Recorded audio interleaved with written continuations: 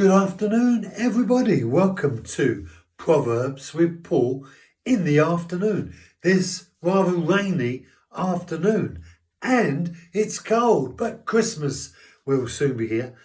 Proverbs chapter 6, and today we're looking at verse 4. Give no sleep to your eyes, nor slumber to your eyelids. Now, this is in response to speaking words that were inappropriate to say.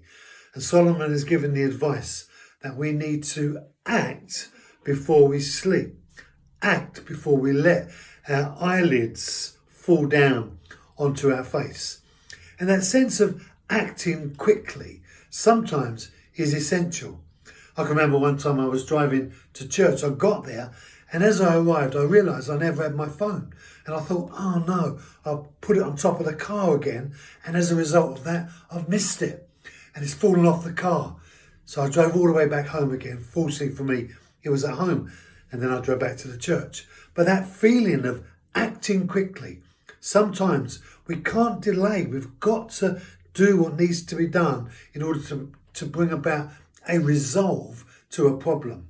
And if we delay, if we tally a while, we may well find ourselves having to clear up a bigger mess than if we actually act quickly.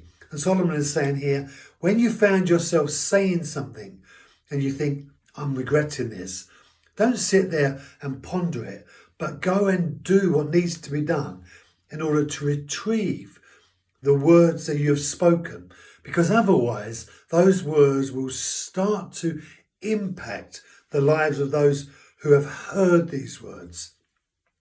And that's what happens. These words, they go into our hearts. They're like thoughts that pierce and penetrate into our innermost being.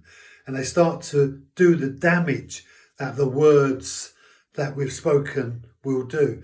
But when we've retrieved them, and retrieving them is quite simple, it's coming to the person and saying, please forgive me for I said these things, but I didn't actually mean them.